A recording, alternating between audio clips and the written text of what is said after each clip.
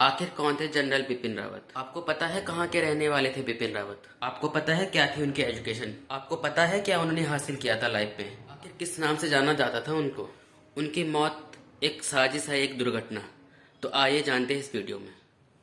तो hello everyone, कैसे हैं आप सब? आई होप आप सब अच्छे होंगे, स्वस्थ होंगे और मस्त होंगे। तो दोस्तों, मुझे तो आप जानते ही होंगे कि जैसे आपको पता है कि मैं आजकल मतलब हर वीक या हर 2-3 दिन बाद एक ब्लॉग डाल रहा हूँ, जिसमें मेरे ब्लॉग में होता है कि मतलब मैं कहाँ जा रहा हूँ, क्या मैंने किया है, वो सारी अपडेट मैं आपको देता रहता हूँ। पर दोस्तों आज मैं सीधे आपको मतलब आपका हाल चाल न पूछ के आपके समक्ष एक बात रखने आया हूँ। तो आई होप कि आप भी मतलब वीडियो को पूरा देखेंगे। तो चलिए सीधे मुद्दे की बात करते हैं। जैसे कि आप टाइटल देख के तो समझ गए होंगे कि मैं किस बारे में बात करने आया हूँ।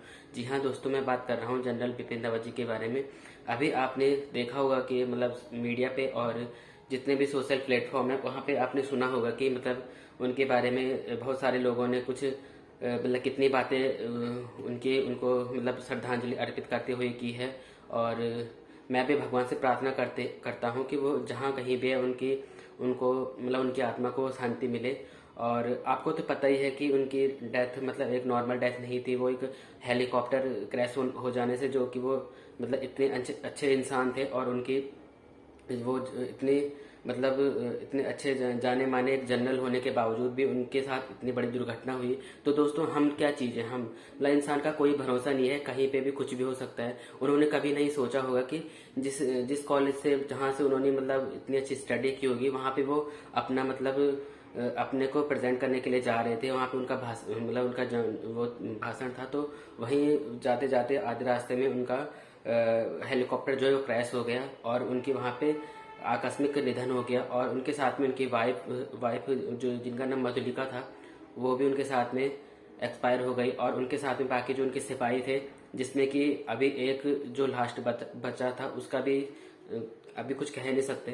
तो दोस्तों, ये आपने सुना ही होगा। तो आइए हम उनके मतलब जो उनकी जीवन यानी थी उसके बारे में हम आगे बात करते हैं कि आखिर उन्होंने कितना स्ट्रगल किया और कहाँ के वो रहने वाले थे। तो उसके बारे में हम आगे बात करते हैं।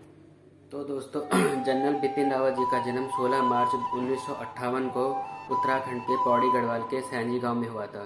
जी हाँ दोस्तों, उनका जन्म हुआ था 16 मार्च 1958 को उत्तराखंड के पौड़ी गढ़वाल के सैंजी गांव का जो परिवार था दोस्तों, वो काफ़ी टाइम से मतलब कई सदियों से आप कह सकते हो, जो कि भारतीय सेना में मतलब सेवा दे रहा था। कह सकते हैं कि मतलब उनके जो दादा रहे होंगे या उनके पापा जो थे, वो भारतीय सेना में सेवा निवृत्त थे। इनके पिताजी का नाम लक्ष्मण सिंह था, जो कि लेफ्टिनेंट जनरल के पद से सेवानिवृत्त थे। इनकी माताजी के बारे में दोस्तों अगर मैं बात करूँ तो इनकी माताजी उत्तराखंड के उत्तरकाशी जिले की रहने वाली थी, जो उत्तरकाशी जिले के क्षेत्र से ही विधायक रह चुकी थी उस टाइम पे। और जो इनके नाना जी का नाम था वो था किशन परमार।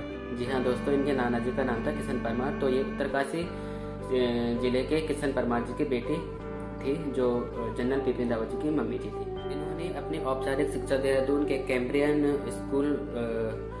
हॉल स्कूल और सेंट एडवर्ड स्कूल से शिमला से प्राप्त की थी।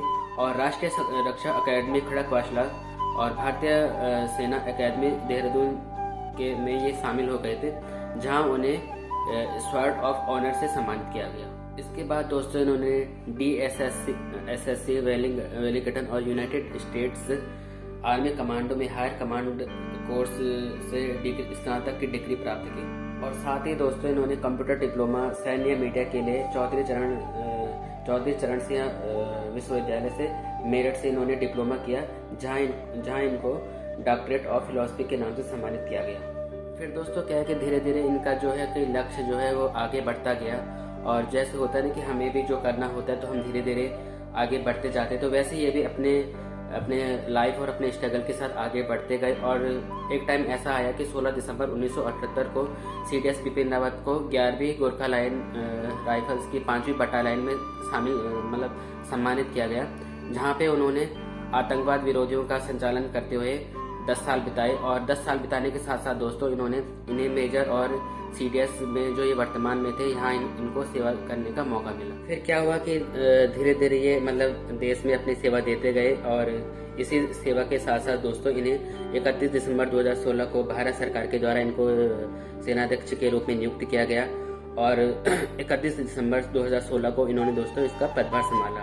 और साथ में साथ साथ दोस्तों उन्होंने भारतीय सेना के चीफ ऑफ स्टाफ कमेटी के उन्हें 57वें और अंतिम अध्यक्ष के रूप में भी नियुक्त किया गया। फिर दोस्तों हुआ वही कि 30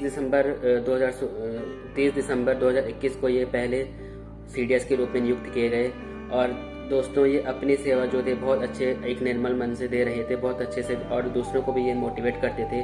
अभी आप इनकी वीडियोस देखोगे, अगर आप इनसे इंस्पिरेशन कुछ लेना चाहोगे तो दोस्तों इनको सर्च करो और इनके बारे में देखो कि इन्होंने मतलब जो हमारे सेना के जो जवान जो बॉर्डर पे खड़े हो रखे हैं उनके लिए और हम सब देशवासियों के लिए दोस्तों इन्होंने कितनी अच्छी अच्छी मतलब बातें और जो इनके कुछ स्लोगन थे वो इन्होंने दिए हैं। तो दोस्तों फिर अंत में क्या हुआ कि चीफ ऑफ डिफेंस की तरफ से इनको मृत घोषित किया जाता है। ये जो आपने अभी हाल में सुना ही होगा कि जो इनका हेलीकॉप्टर था वो था IAFM MI-175 V5 के जिसका नंबर था, और हेलीकॉप्टर में ये सवार थे। जहाँ दोस्तों इनको तमिलनाडु के कुन्नूर में एक जगह है, वहाँ पास में इनका एक जो हेलीकॉप्टर जो इनका एक कॉलेज में इनका